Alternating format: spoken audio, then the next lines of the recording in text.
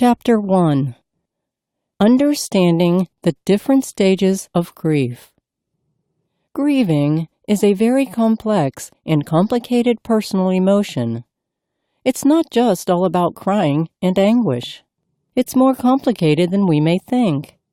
We have to understand and endure the different stages of grief in order to complete the healing process. Shock and denial. Sorrow and pain. Guilt and anger. Hopelessness and depression. Reflection. Process of elimination. Acceptance, hope, and moving on. Shock and denial.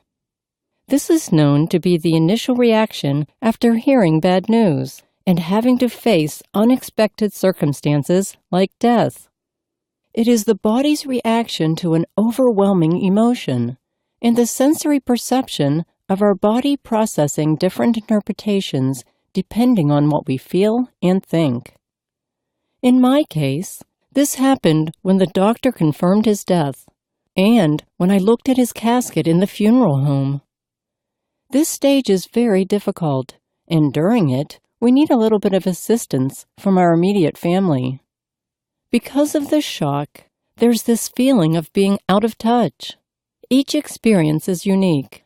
Some people can easily recover from shock, and within a month they move on to the next stage of grief.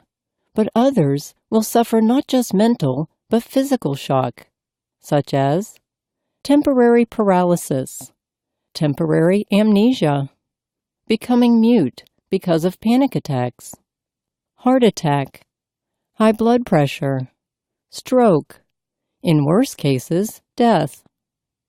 The denial stage is where we build our walls to cover the reality of the situation because we are consumed with so much fear and disbelief. He's just sleeping. Turn off the music because he can't sleep well.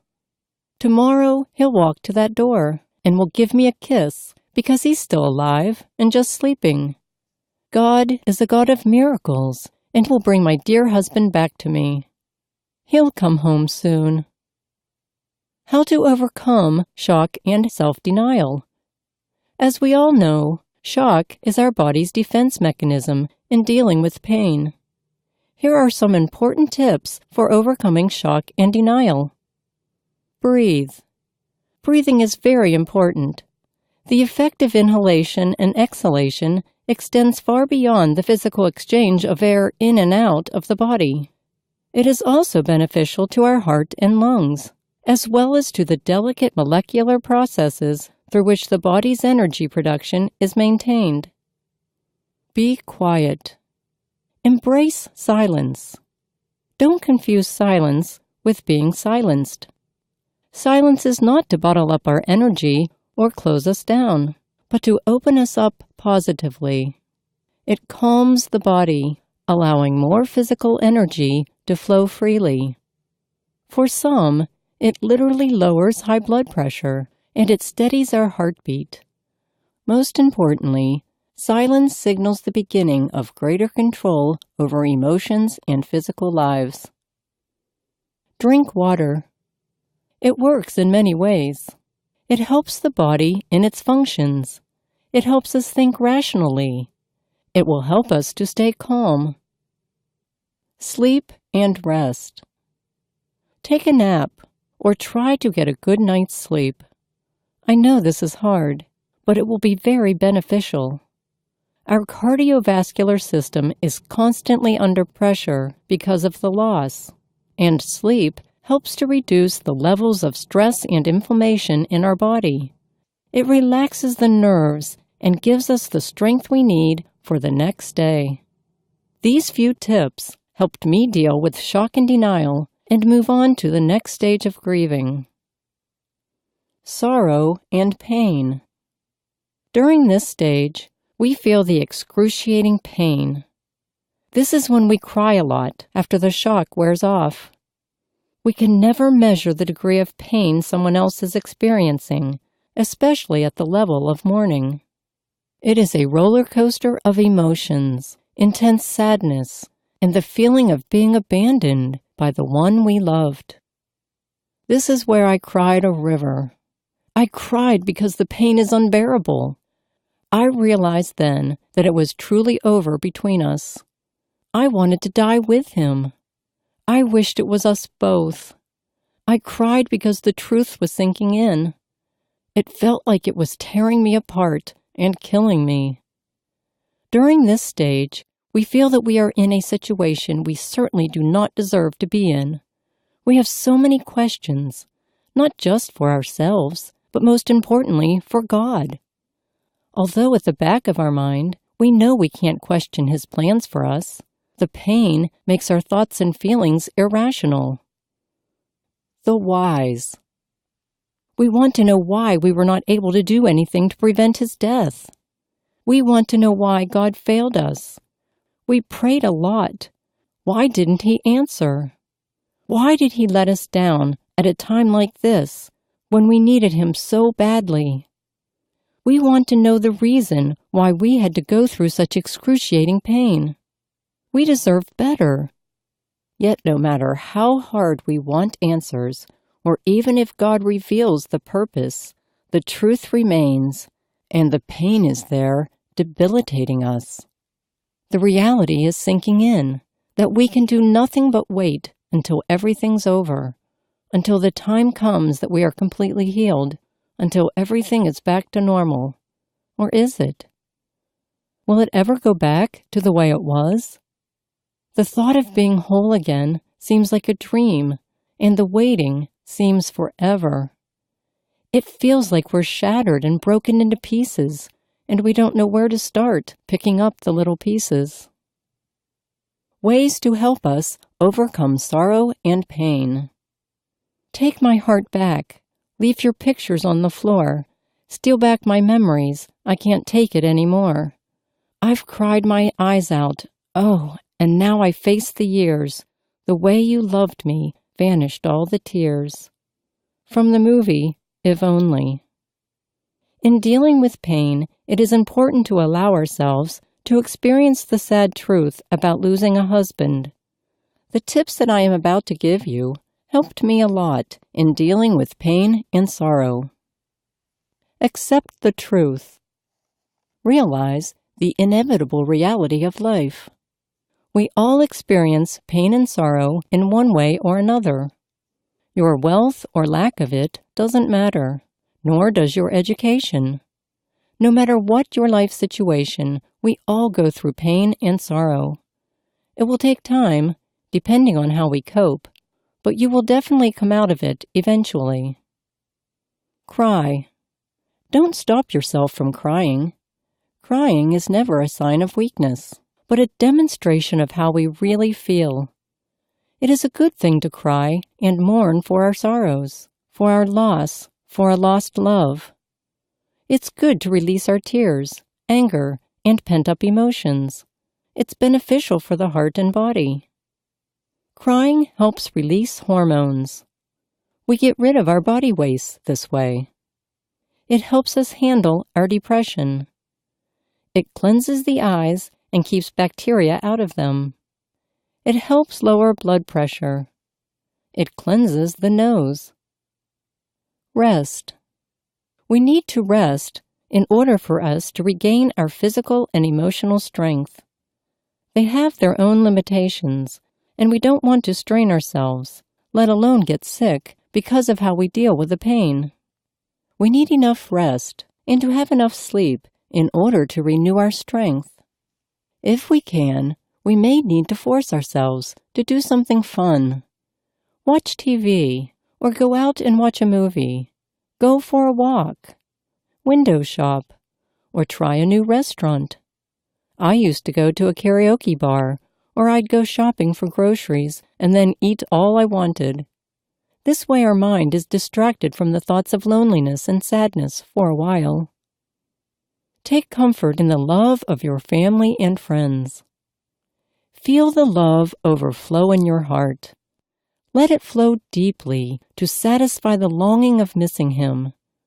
The comfort of knowing someone is there to listen, someone who will understand all those hurts we're going through. someone who doesn't judge or condemn, and will be that someone who loves us and reminds us that if we'll only hang in there, then we'll make it through together, because they will never leave us, nor let us be alone again. Bear with it and let go. This will be the hardest part of all. We have to bear pain and sorrow head on, and hang on to the thought that things will definitely change for the better. Have courage in times of pain and sorrow. When your back is against the wall, just be patient. Help is on its way. God will give us the answers we seek. He will give us the strength we need and the will to survive. When situations ask us to let go freely and don't hold back. Guilt and anger. At this point, we reach the level of guilt and anger after the well of tears run dry and we can't cry anymore. We feel guilty for not trying to bring him back, of not exhausting every option to prolong his life. We are angry because the situation forced us to be alone, and we are afraid. Afraid? Yes. When my husband died, part of me died with him.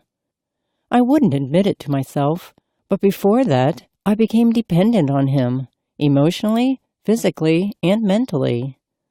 The reason we get angry is because it's a way of us trying to avoid feeling whatever emotional pain that we feel.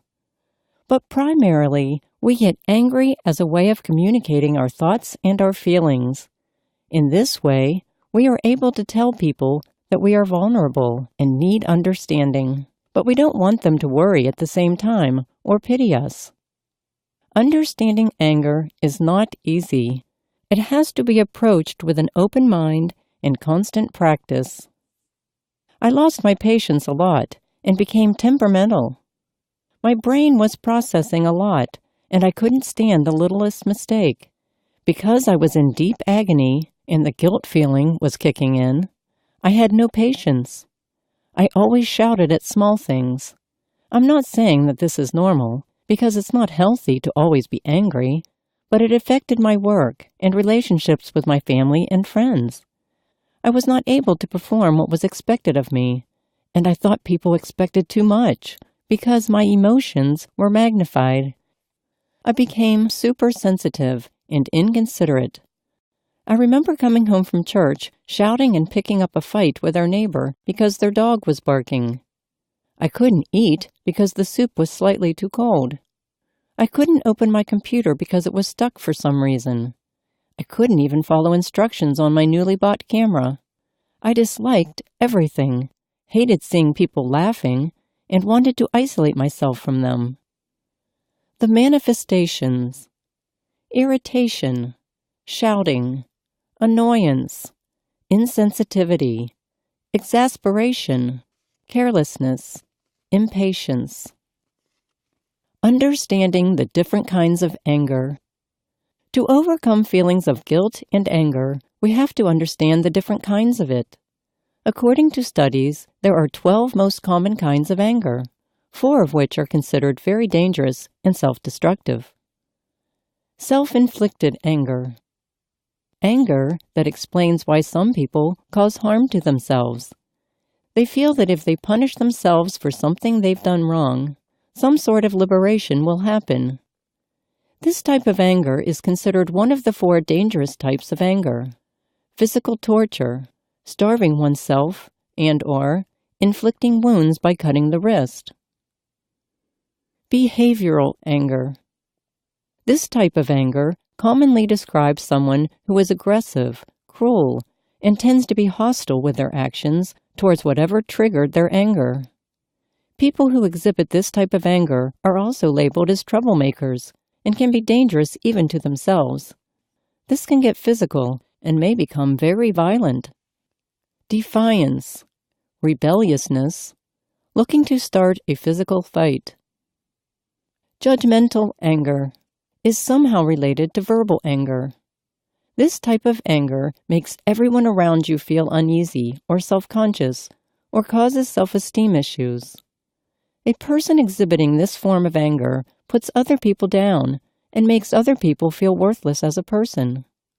Acting offensive, insulting, displaying rude behavior to others, especially subordinates. Volatile anger. There are so many words to describe this form of anger, which occurs in varying degrees.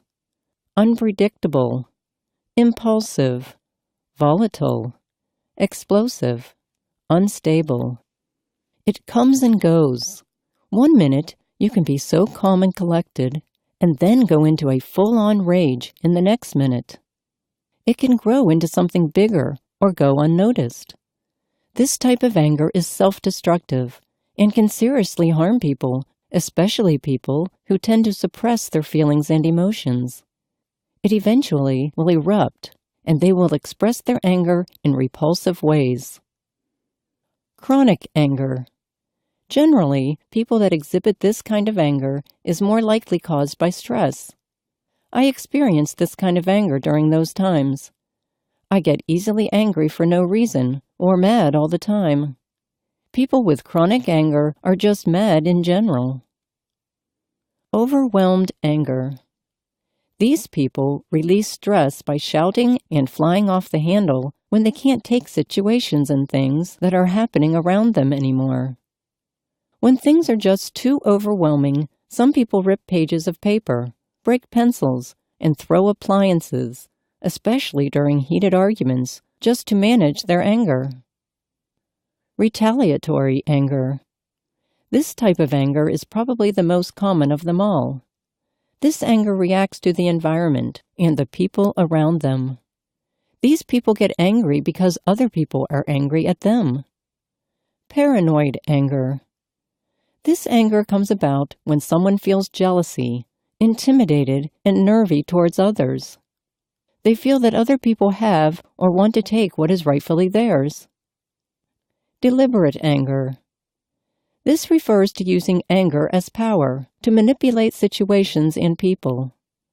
A person expressing this form of anger may not start out angry, but will get angry when something does not turn out the way they wanted or meet their standards, or someone doesn't see eye to eye with something they planned. Passive anger. People expressing this kind of anger tend to avoid confrontations and awful situations, especially directly in contact with people. They use sarcasm or mockery as a way to hide their feelings and to show they are in control of the situation. Verbal anger. This type of anger is expressed mostly through words and not actions. Verbal abuse is used to criticize and insult people or put them down, mostly by openly speaking insulting words and hurtful criticisms. Constructive anger. This type of anger is a key factor in driving people to want to join movements and groups. It's the feeling of being fed up with how things are going and the need to make a positive change. How to overcome guilt and anger. Anger damages us in so many ways. It can hurt us physically and emotionally. It can raise our blood pressure, damage our heart, and increase the risk of depression and anxiety. It can also lead to peptic ulcers, heartburn, constipation, irritable bowel syndrome, a repressed immune system, skin rashes, hives, and an entire host of other medical problems. Here are some useful tips to overcome it. Take a deep breath. Take 5 minutes to do slow breathing if you feel angry. Relax. It will help you calm your nerves and refocus your thoughts. Take a step back. Rule of thumb: if it doesn't hurt and affect you anymore after 5 minutes, then let it go. Move away. If you're about to burst, move away from the situation and forget what happened. Giving yourself time and space is very important in these situations. Reflect. Re-evaluate what happened. Consider that your point of view is only one point of view, and you need to share it with the people around you. Accountability. After the re-evaluation, go back to the person you were angry with and apologize. Never use your situation as an excuse for being angry. We are all facing difficult situations in one way or another. Be considerate and show empathy. Think of happy thoughts. To really get mastery over feelings of anger and guilt, we have to learn to forgive ourselves. Forgiveness is an act of kindness and maturity, and we owe it to ourselves and to the memories of our dear husband. Hopelessness and depression. Depression is a normal stage in grieving. What's not normal is the mental change that comes along with it after 60 days. If the person is still unable to cope up with the loss, this is already a very serious matter and needs the help of professionals. I'm not saying that grieving is a sickness. We need professionals to guide us through the process. Generally, depression is more obvious to women compared to men because we are more sensitive to our emotions. After we overcome denial, we move on to anger and then bargaining. Eventually, the inevitability of the news sinks in, and we are at the final stage, acceptance. From the animation of anger and bargaining, we now slump into a slough of discouragement. In this deep depression, we only see a horrible end with nothing beyond it, no one to turn to, and no hope to hang on to. We now tend to isolate ourselves from people, even our families, and have the tendency to turn away from any solution or help that others can give. Depression may be seen in a number of passive behaviors. Absent-mindedness, especially in the workplace. Mediocre work performance. Feeling perplexed or puzzled. Physical changes because of lack of sleep. Overeating or getting thinner because of loss of appetite. Sluggish. Inability to communicate well. Overreacting to small details. Can't cry. Non-responsive to the things happening around you. Manifestations of weakness, both physical and emotional. Dangers of depression. Because depression is the most delicate stage of all, we have to consider the dangers of depression very seriously. If not treated properly, it can lead to illness or even death. Depression will make it impossible to function at work. Because we lose focus, we can't make any rational decisions, even if or after all options are exhausted, like vacation, leave of absences, etc., resulting to loss of our job and income, which will lead to more stress. People with depression withdraw from life, more often than not, cutting off communications with friends and family, which leads to feelings of self-pity, aloneness, and mental problems. Physical health goes downhill under the stress and anxiety that goes hand in hand with depression. Lack of sleep. Anxiety attacks. Excessive weight gain. Excessive weight loss. Mental disorders. Depression frequently coexists with a lot of medical illnesses that adds yet more stress to our health. These illnesses may include the following: heart disease, stroke, cancer, diabetes, skin diseases, migraine, fatigue, stress-related sickness like headache and indigestion, high blood pressure, anemia, higher tendency to abuse alcoholic beverages because they want to escape the hurt feeling. In worst-case scenarios, depression can cause drug addiction. Death, suicide, according to suicide statistics in America. Suicide is the 8th leading cause of death in the United States, with a higher rate in men than women, accounting for more than 1% of all deaths. For people between the mid-20s and early 30s, suicide is the 3rd highest cause of death. 30,000 Americans die because of suicide yearly. An additional 500,000 Americans reportedly attempt suicide annually. The ratio of attempts to completed suicides is at least 10 to 1. How to overcome loneliness and depression. Acceptance. This is the first step in overcoming loneliness and depression. Surround your life with positive people and happy thoughts. Accept his death and move on. Yes, it is very painful, but life goes on after he dies. Realize that he is the one who died, not you. You still have your children or your family and friends. Make them your inspiration to battle loneliness. Choice. Happiness is a choice. You are lonely because you choose to be. Life offers us choices, including the choice to be happy or sad. It is possible that you are dispirited because of his death, but always remember that God will never give us trials that we can't overcome. Our God is strong enough to save even those in deep depression and loneliness. Change day-to-day routines and activities that cause boredom and loneliness. Sitting alone in a corner or just doing nothing may seem harmless, and many think that it's a good opportunity to find some peace or a quiet moment, but it attracts self-pity and other negative thoughts.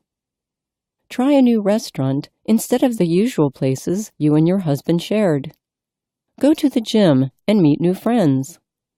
You can also try joining a book club or join a cooking class.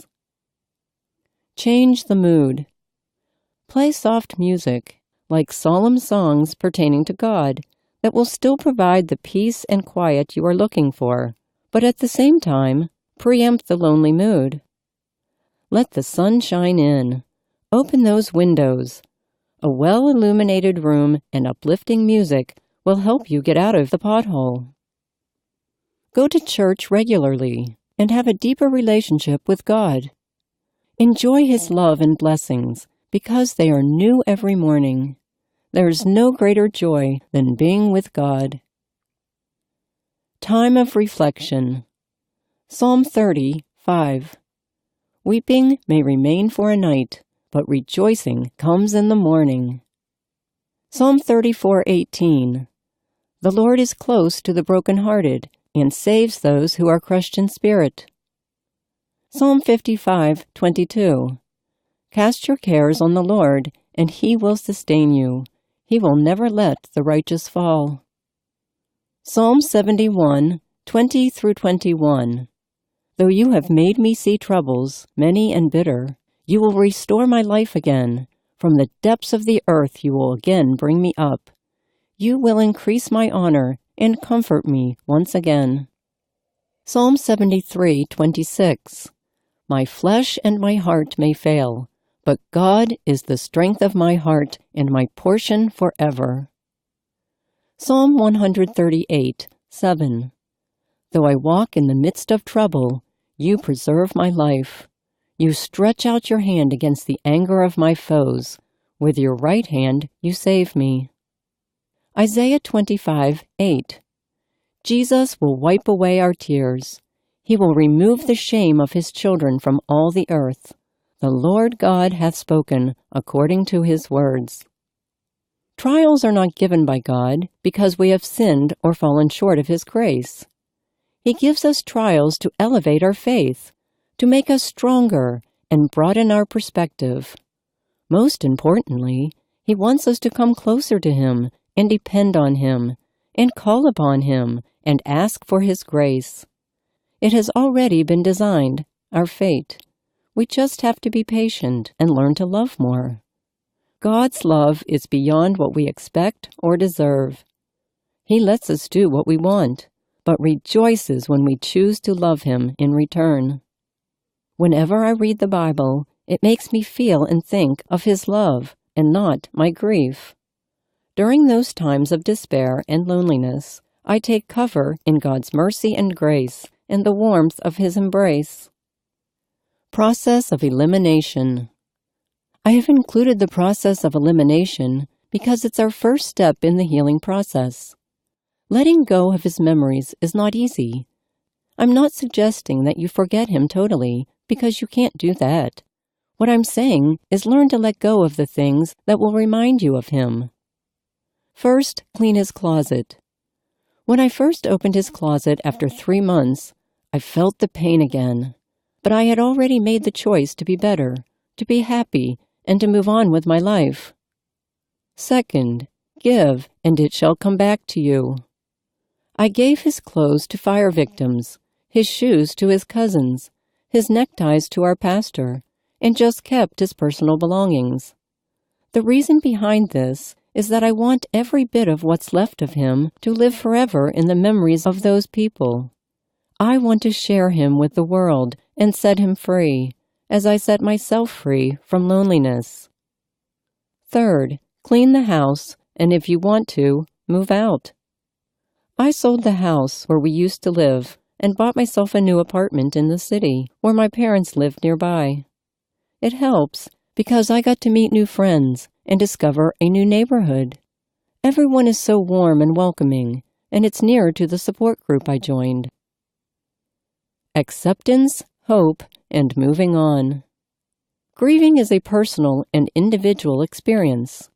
How we grieve depends on so many factors: our personality, our coping style, and how we deal with the loss, life experiences, and all that we've been through, our faith in God, the reasons behind his death, sickness, accident, violent death, the support that we are getting. The grieving process takes time, and we are now on the acceptance, hope, and moving on part. Healing happens gradually. It cannot be forced or hurried, and there is no normal timetable for grieving. Some people start to feel better in weeks or months. I started picking up myself after 3 to 6 months and felt a lot better after a year. For others, the grieving process is measured in years. What's important is that we have to be very patient and allow ourselves to go through with the process and heal naturally. Steps on how to fully recover. Stay focused. Our goal is to move on, so our action plan needs to start from within and become comfortable being alone. If you feel lonely, then so be it. If you feel like crying, then do it, but don't dwell on the emotions anymore, because remember, you already made a choice.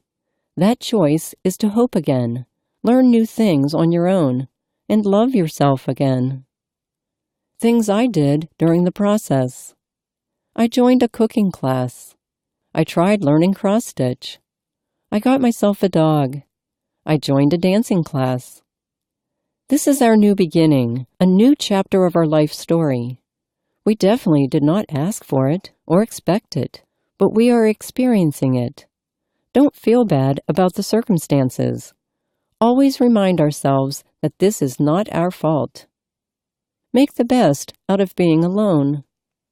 Be happy with walking just by yourself. Teach yourself to be independent. Get the inspiration from within and rely on your own strength, for God gave us everything we need right in front of us. We are just blinded because we are too busy thinking of our grief. Always try to be positive. Whenever we feel down, always think that this is just temporary. Tomorrow is a new day with a new perspective and a new lesson to be learned.